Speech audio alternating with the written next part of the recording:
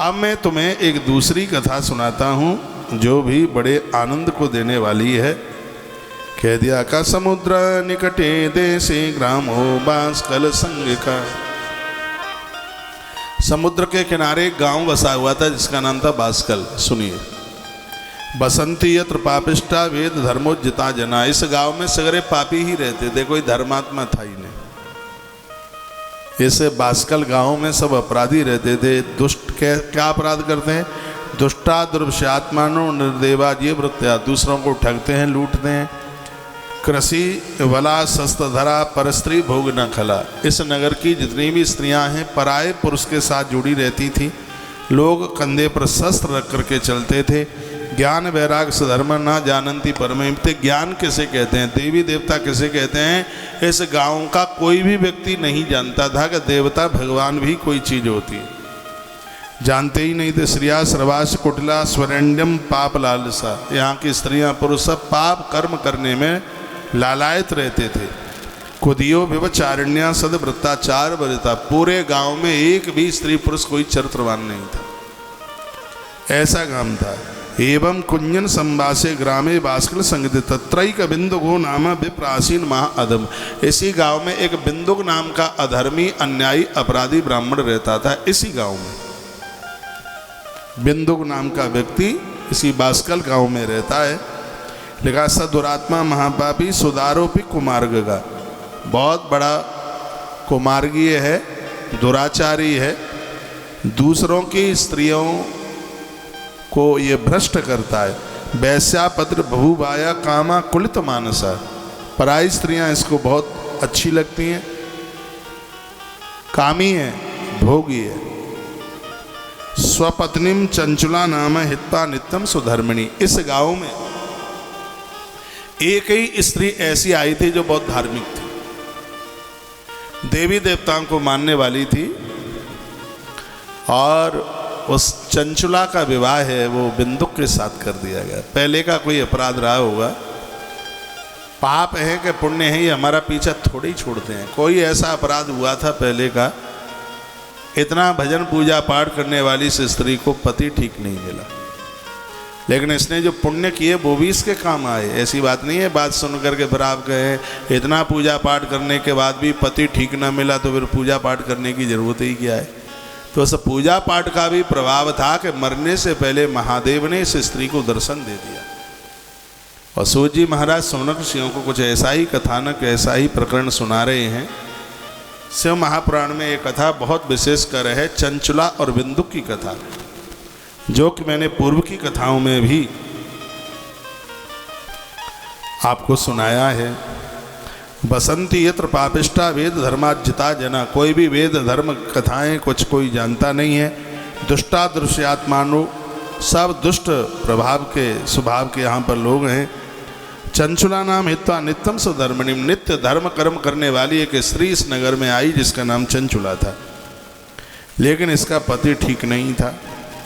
वो दूसरी स्त्रियों के साथ में जुड़ा हुआ था। ये अपने धर्म का पालन कर रही थी।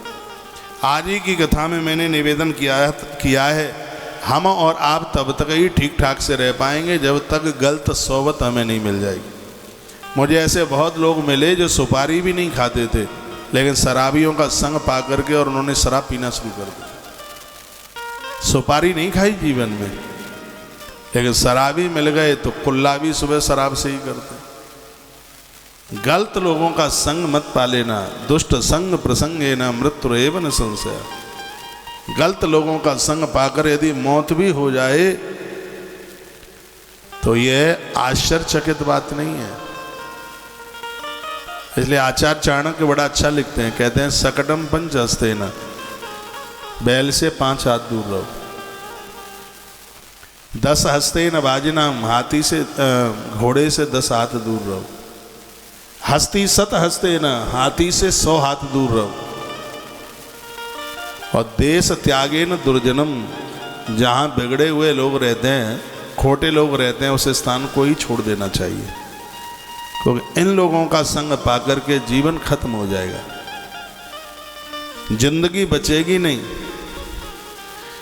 इसलिए ऐसे खोटे लोगों का साथ छोड़ने की जरूरत है। देखो चंचुला कितनी धार्मिक है, पतिव्रता नारी थी। बचपने में तो बेटी थी, तब माता पिता की आज्ञा का पालन करती रही। विवाह हुई, बास्कल नगर में पुत्र वधू बन करके गई, उसमें तो भी अपने धर्म कर्म का पालन करने लगी, करती ही थी। कब तक करती रही? जब तक गलत संग इसको नहीं मिला। एक दिन क्या हुआ कि इसके घर में एक गलत स्त्री चल करके आ गई और उसको इसने सहेली बना लिया। ये गलती कर बैठी, वो सहेली उसे बना लिया। और क्या बोली? हमने ऐसा सुना है रे चंचुला, तेरा आदमी बहुत बिगड़ा है। मेरा पति बता रहा था कि 10-10 स्त्रियों का संग वो रोज करता। चंचुला रो पड़ी, उसकी आंख में आंसू आ गए। कहने लगी, दीदी ये मुझे भी पता है, क्या करें, हम तो अपने धर्म का पालन कर रहे हैं। हमारे माता पिता ने हमें कहा है कि बेटी पति परमेश्वर होता है। हमने तो अपने पति को भगवान मान लिया है, बस उसी धर्म का पालन कर रहे हैं। एक ही धर्म एक व्रत नेमा, एक ही धर्म एक व्रत नेमा, काय वचन मम पति पद प्रेमा, काय वचन मम पति पद प्रेमा। एक ही धर्म एक व्रत नेमा, एक ही धर्म एक व्रत नेमा, काय वचन मम पति पद प्रेमा, काय वचन मम पति पद प्रेमा। एक ही धर्म एक व्रत नेमा, काय वचन मम पति पद प्रेमा, काय वचन मन पति पद प्रेमा। मन वचन और कर्म से पति की सेवा करना, ये मेरे माता पिता ने मुझे कहा। ये मुझे भी पता है कि मेरा आदमी बिगड़ा है। मैं भगवान को प्रार्थना करती हूँ कि इसकी बुद्धि सुधरे। तो सहेली ने क्या कहा? जैसे को तैसा जवाब होना चाहिए। वो पराई स्त्री के साथ जुड़ा है तो तू भी तो पराये पुरुष के साथ जुड़ सकती है। और उसने अपना कुछ ऐसा संबोधन किया, गलत लोगों का असर वो बोलते इस तरीके से कि असर बड़ा जल्दी जम जाता है। और उसकी बातें चंचला को बड़ी अच्छी लगी, बढ़िया लगी। एक दिन उसकी सहेली किसी गैर पुरुष को लेके आ गई। उसका संग चंचला ने पाया। अपराध से व्यक्ति बस तब तक ही है जब तक वो अपराध से नहीं जुड़ा। तब तक तो उसको संकोच होता है, खोटा काम है, समाज में बदनामी हो जाएगी। लेकिन अपराध हुआ नहीं, बेशर्मी लाद लेते हैं लोग। फिर ना तो उन्हें अपनी कुल परंपराओं का उन्हें भय लगता, ना कोई समाज का भय लगता, ना गुरुजनों का भय लगता, ना माता पिता का, सास ससुर का, किसी का उन्हें कोई भय ही नहीं लगता। जो चंचुला अपने पति को भगवान मानती है, नारी के जितने गुण हैं वो सब चंचुला के पास थे। इतनी धार्मिक नारी थी, बहुत ध्यान से सुनिए, जिसकी आंख में कभी पराया पुरुष नहीं आया। वह चंचला नगर वधू, नगर वधू कहते हैं वैश्याओं को। यह चंचला उन वैश्याओं से भी ज़्यादा गिर चुकी थी। कितने लोग रोजाना इसके यहाँ आते थे, कोई गिनती नहीं कर पाता, इतनी बिगड़ चुकी थी ये। और ये सब हो गया एक गलत स्त्री का संग पाकर। इसलिए मैं बहुत आग्रह पूर्वक निवेदन करूंगा, चाहे आपका बेटा बेटी कोई भी है, गलत लोगों के संग से अपनों को बचाइए। दुष्ट संग प्रसंगे ना, गलत लोगों का संग पाकर के जीवन कब खत्म हो जाएगा पता नहीं। आपके बच्चे बाहर पढ़ने को जाते हैं, बच्चे पढ़ाई कितनी कर रहे हैं, इससे भी पहले ज़्यादा ध्यान रखिए कि बच्चों की सोबत कैसे लोगों के साथ। आपकी बेटी की सहेली कैसी है, आपके बेटों के मित्र कैसे हैं, आपका पति का मित्र, आपके भाई का मित्र, ये इसका बड़ा असर पड़ता है। मित्र उसे कहते हैं जो आपको सब कुछ दे देता है, आपको कभी लूटता नहीं है। उन्हें मित्र मत बनाना जो हमारे चरित्र को लूट ले, जो हमारे धन को लूट ले। मित्र बनाना है तो मेरी बेटियां बहुत यहाँ बैठी हैं, माँ को मित्र बनाइए, इससे बड़ी कोई मित्र नहीं हो सकती। पापा को मित्र बनाइए, भाई को मित्र बनाइए, गुरुजनों को मित्र बनाइए। ये वो लोग हैं जो तुम्हें सब कुछ देंगे, तुमसे लेंगे नहीं। मम्मी पापा के पास बैठने से, गुरुजनों के पास बैठने से, भाई के पास बैठने से चरित्र मजबूत होता है। ये ऐसा हमने स्मृति में पढ़ा है। इस धरती की जितनी भी बहनें हैं, ये धरती के जितने भी भाई लोग हैं, अपनी बहन के पास बैठे, माँ के पास बैठे, बाबूजी के पास बैठे। ये नहीं है मोबाइल लिए दिन में से 6 घंटा तो कमरे में ही पड़े रहते हैं। मोबाइल को यार दोस्त बना लिया है, उसके बिना नहीं लोग रह पा रहे।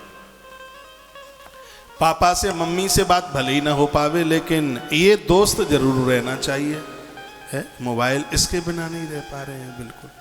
कभी माँ बाबूजी के पास बैठिए, मम्मी के पास बैठिए, उनसे सीखिए, दादी के पास बैठिए, दादाजी के पास बैठिए, भाई के पास बैठिए, बहन के पास बैठिए।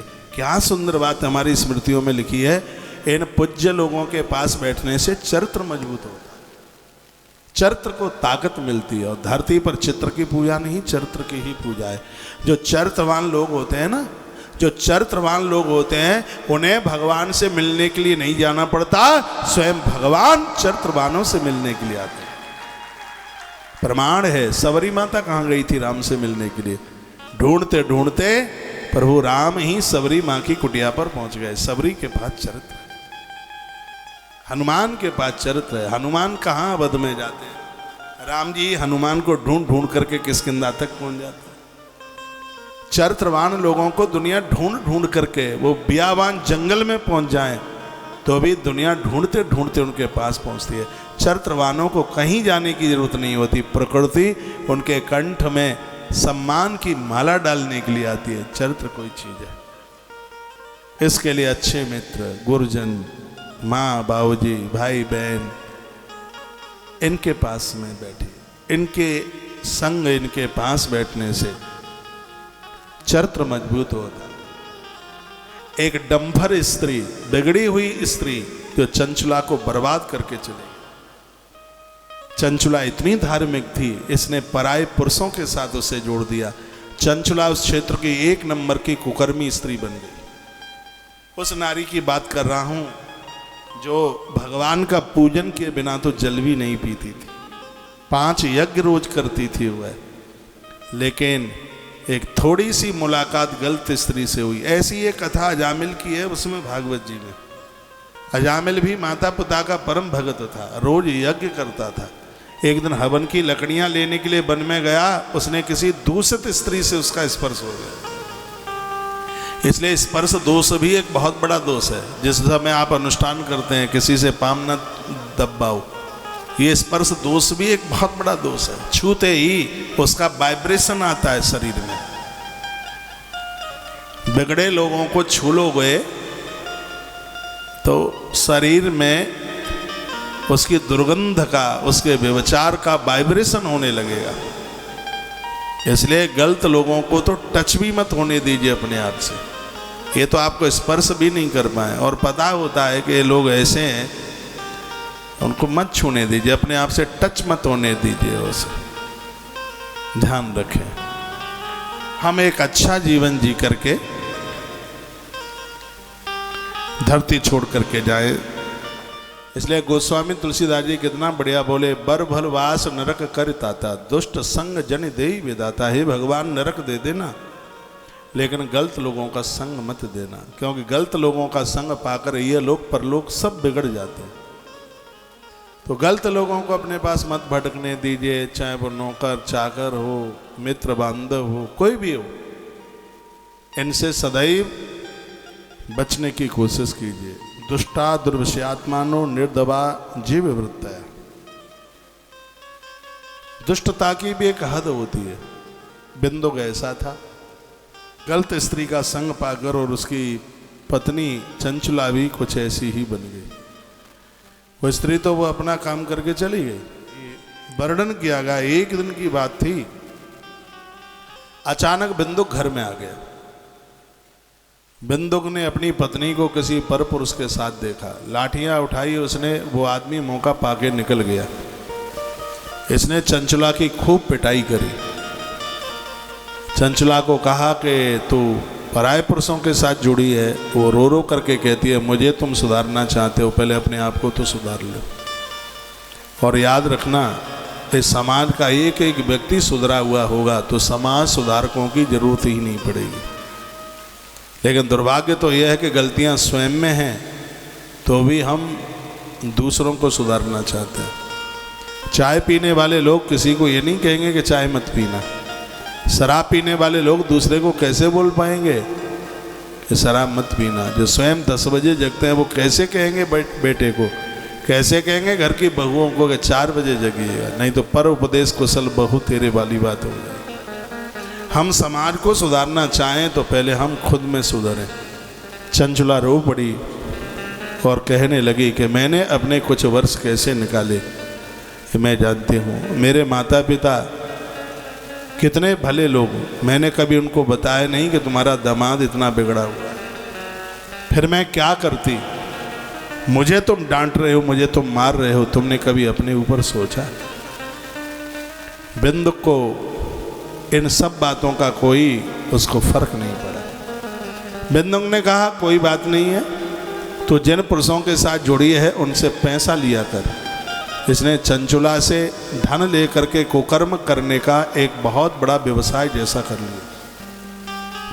पैसा मिलता था उससे ये गलत काम करता था। बिंदुक इतना बिगड़ा हुआ था, भरी युवा अवस्था में उसकी मृत्यु हो गई बिंदुक की।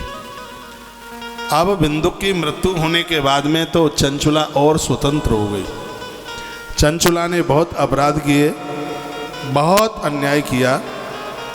एक समय की बात थी, मृते भरतर तस्मन वही दुराचारित बिंदुको उवास सुग्रहे पुत्रैश्वर कालम विमूढ़धि।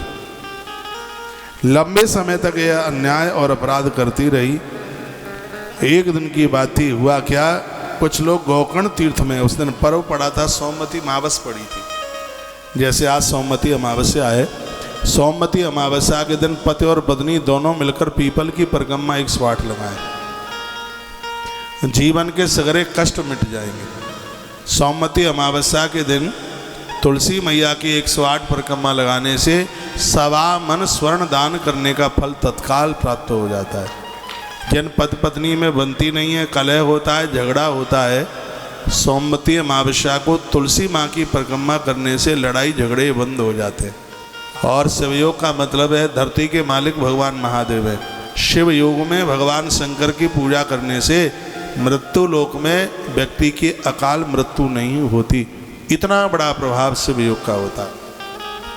शिव योग में भगवान महादेव का पूजन करने से सावन के सोमवार में भगवान महादेव का जो पूजन किया जाता है उससे जितना फल प्राप्त होता है, किसी भी महीने में शिव योग में भगवान शिव का पूजन करने से उतने फल की प्राप्ति हो जाती है। ये छोटी छोटी चीज़ें हमें हमारे पुण्यों को आगे बढ़ाती है, हमें जीवन जीने में बड़ी सुविधा मिलती है। आप भी अपने अपने घरों में भगवान महादेव का 1 लोटा जल, आसपास मंदिर हैं वहाँ उसमें बेलपत्र डालिएगा, 1 लोटा जल चढ़ाइए शिव के ऊपर और अपनी सोमवती अमावस्या को धन धन कीजिए।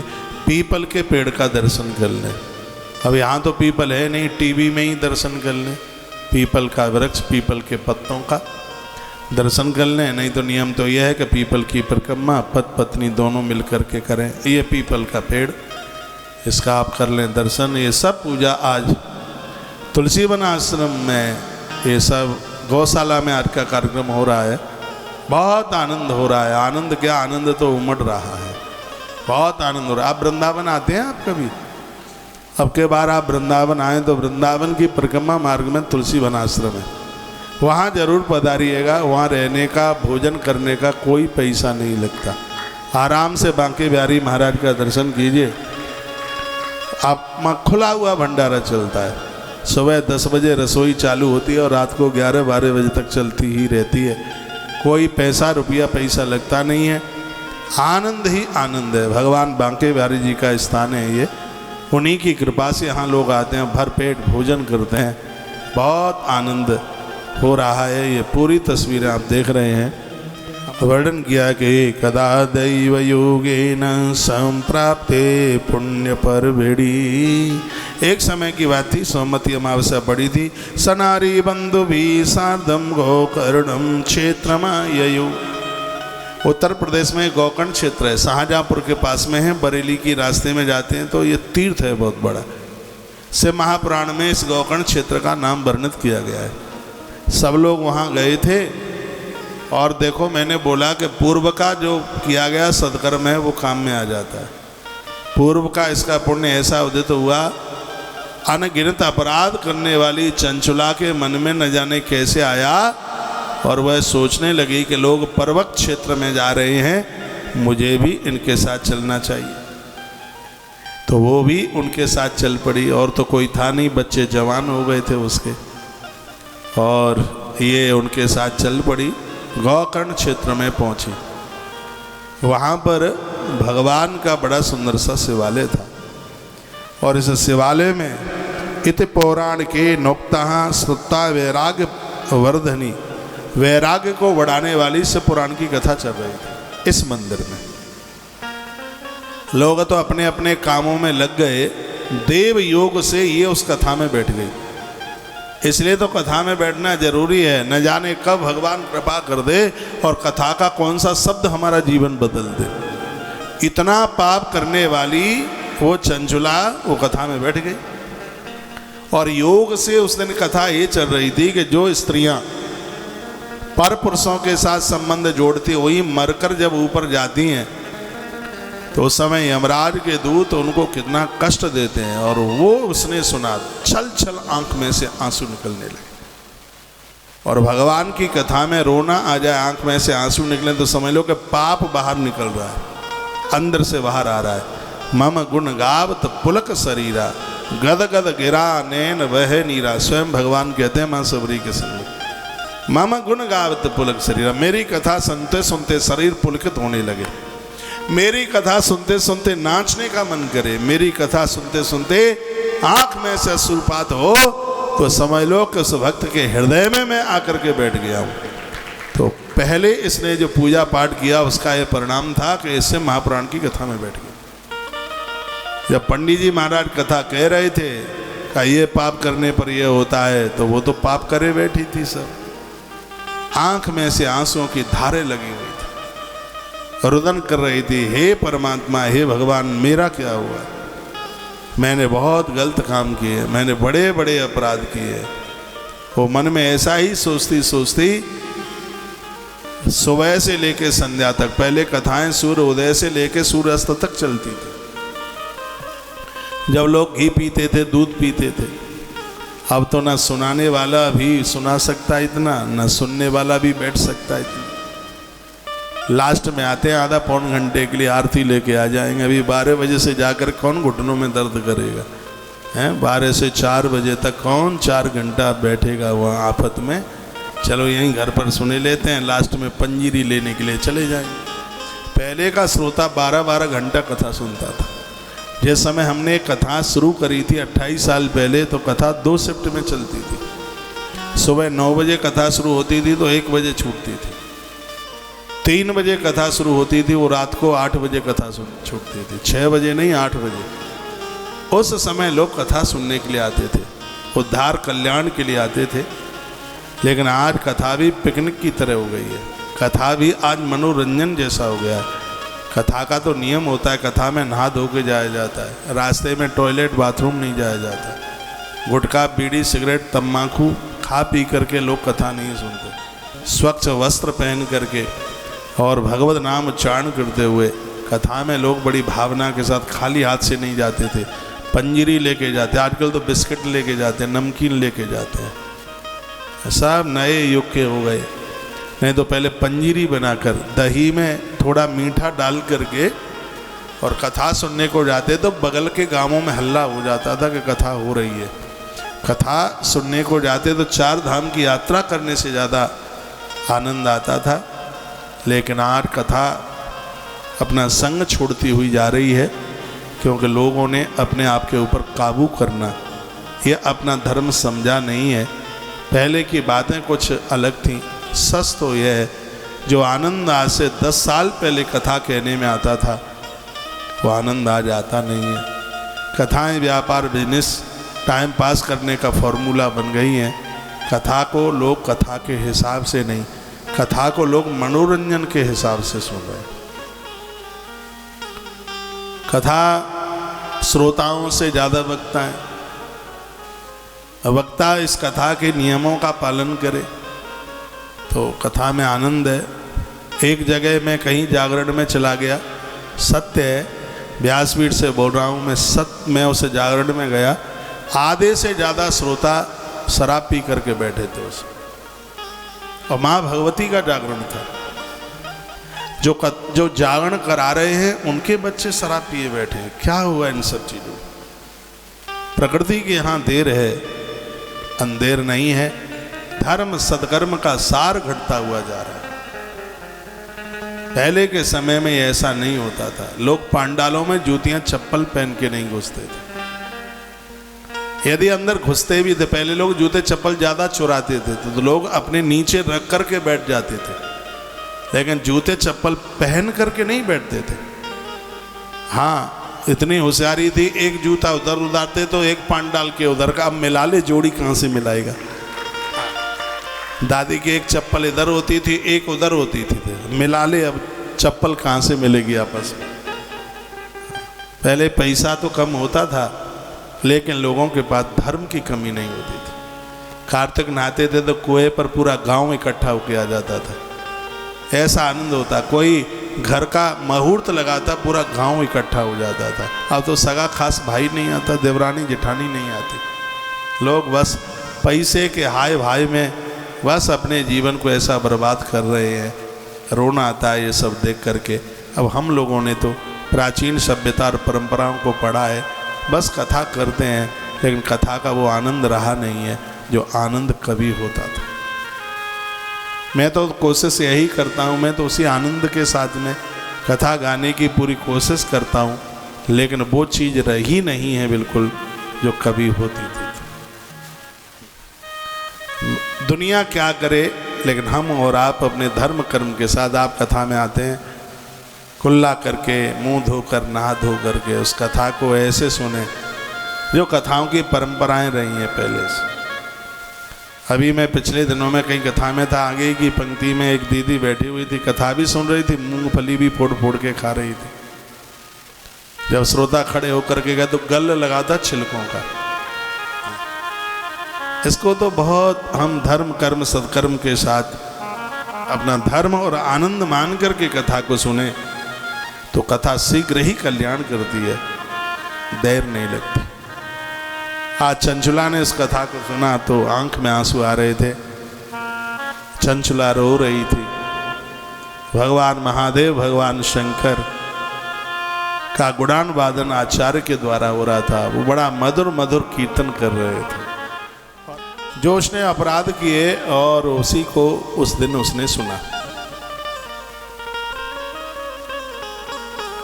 संध्या के समय में जैसी कथा पूरी हुई, आचार्य जी गद्दी से नीचे उतर के आए। चंचुला उनके चरणों में गिर पड़ी, रो पड़ी और अपने हृदय की बात रखी। कहा, गुरुदेव, आज कथा में जो भी बातें कही हैं वो सब मेरे ऊपर लागू होती है। मैंने कुकर्म किया, मैंने अपराध किया। मैं बहुत बार कहता हूँ, डॉक्टर से रोग मत छिपाइए और गुरुजनों से हृदय की बात मत छिपाइए। यहाँ भी छिपाओगे तो फिर बताओगे कहाँ। कितनी भी बड़ी से बड़ी गलती हो, गुरुजनों का दरबार ऐसा है, अपनी गलती को वहाँ उगल दीजिए, उन्हें बताइए, वो उसका समाधान करेंगे। चंचुला ने कुछ ऐसा ही किया। चंचुला ने कहा, गुरुदेव, जो आज आपने जो वर्णन किया है वो सब गलतियां मैंने करी हैं। मैंने अपने पति को धोखा दिया है, मैंने जार पुरुषों का संग किया है, मैं बहुत दुखित हूँ। हे गुरुदेव, आपसे मुझे अपना कल्याण चाहिए, मेरा आप कल्याण करें।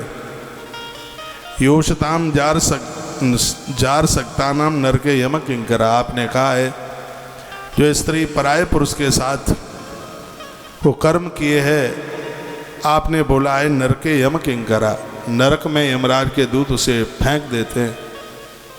जीव को बड़ा कष्ट होता है, ये गलतियां मुझसे हुई हैं गुरुदेव। धिग्माम मूढ़ धियम पापाम काम मोहित चेतशाम। धिक्कार है मेरे अपने लिए कि मैं काम की बसीभूत होते हुई और मैं इतने अपराध कर बैठी। मुझे तो कहाँ जगह मिलेगी गुरुदेव, मेरा कल्याण आप कीजिए। ये कथा चंचला की नहीं, धरती के हर स्त्री पुरुष की ये कथा है। बहुत ज़्यादा रोई, रुदन किया। पंडित जी महाराज के चरणों में क्या बोली? त्वमेव मे गुरुर् ब्रह्मा त्वं माता त्वं पितासि च। आज तक मेरा कोई गुरु नहीं है, लेकिन हे प्रभु आज से आप मेरे त्वमेव मे गुरुर् ब्रह्मा, आप ही मेरे गुरु हैं, आप ही मेरे भगवान हैं। तुम माता तुम पिता से च, आप ही हमारे माता पिता हैं। उदरोद्धर्मादीनाम त्वमेव शरणं गता, मैं तुम्हारी शरण में आई हूँ, आप मेरा उद्धार कर दें, आप मेरा कल्याण कर दें। ऐसे वो चंचुला प्रार्थना करने लगी। सुनने लायक कथा है। तो ब्राह्मण वाचा, ब्राह्मण ने क्या कहा? ब्राह्मण देवता ने कहा कि दिष्टा काले प्रबुद्धासी शिवानुग्रह तो वराम। हे देवी, तुमने अपनी गलती का एहसास किया है और शंकर की कथा सुनने का मन बनाया है, तो इसका मतलब है कि भगवान महादेव ने तुम्हारे ऊपर बड़ा अनुग्रह किया है, क्योंकि शंकर की कृपा के बिना शिव की कथा नहीं मिल सकती। जब तक भोलेनाथ कृपा ना करे तब तक वो कथा मिलेगी नहीं सुनने के लिए। इमाम शिव पुराण से सुत्ता वैराग्यवत कथाम। हे देवी, ये कथा जो शिव पुराण की जो कथा है वो वैराग्य दे देती है। शिवानुग्रहित सर्वम पापम सद्यो विनश्यति। शिव का अनुग्रह होता है, शंकर की कृपा होती है, तब ये कथा सुनने को मिलती है। और जब ये कथा सुनने को मिल जाती है तो भगवान भोलेनाथ एक जन्म के नहीं अनेकानेक जन्मों के उस जीव के पाप दिला करके राख कर दे। इतनी बड़ी महिमा इसकी। विशुद्धे चेतसी सबो निणाम तिष्ठत साम्बिका ततो याद विशुद्धात्मा सांब शंभु परम पदम। इस कथा को सुनकर के बुद्धि तो निर्मल हो ही जाती है, चित्त शुद्ध हो जाता है और वह लोग हमेशा हमेशा के लिए भगवान के धाम में पहुंच जाते हैं। यह कथा इतना आनंद कर देती है। इसलिए हे देवी, इस कथा के लिए कुछ मैं तुम्हें नियम बताऊंगा, उन नियमों को पूरा करना। यह शिव महापुराण की कथा संपूर्ण पापों को जलाने वाली है, तो इसके नियम भी हैं। सा प्राप्नात् भवे ध्यानम शंभुर यात पराम गतिम। जो शिव का ध्यान करते हैं उन्हें गति मिलती है। एतत् कथा श्रवणतः कृत्वा ध्यान उपापते। यदि इस कथा को ध्यान लगाकर एकाग्रचित्त होकर के सुना जाए तो ये कथा संपूर्ण पापों को जला करके राख कर देती है। मैं कहता हूँ 4 घंटा ना बैठ पाए आप 1 घंटा बैठे, लेकिन जितनी देर कथा में बैठा जाए उस समय कथा और हम 2 के अलावा तीसरा ना हो।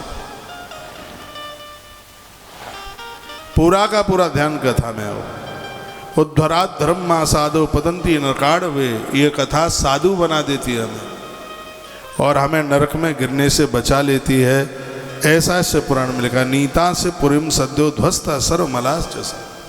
जैसे अग्नि का सानिध्य पा करके सोना अपने मल को त्याग देता है, उसी प्रकार से भगवान का सानिध्य पा करके जीव भी पाप रूपी मल को त्याग देता है, वह निर्मल हो जाता है। गुरुजनों का संग पाकर वो निर्मल हो जाता है, उसकी बुद्धि पवित्र हो जाती है, उसका मन निर्मल हो जाता है। और याद रखना, भगवान को किसी की वस्तुओं की जरूरत नहीं है। परमात्मा को चाहता है तो हमारा और आपका निर्मल मन चाहता है, और वही हम उसको दे नहीं पाते।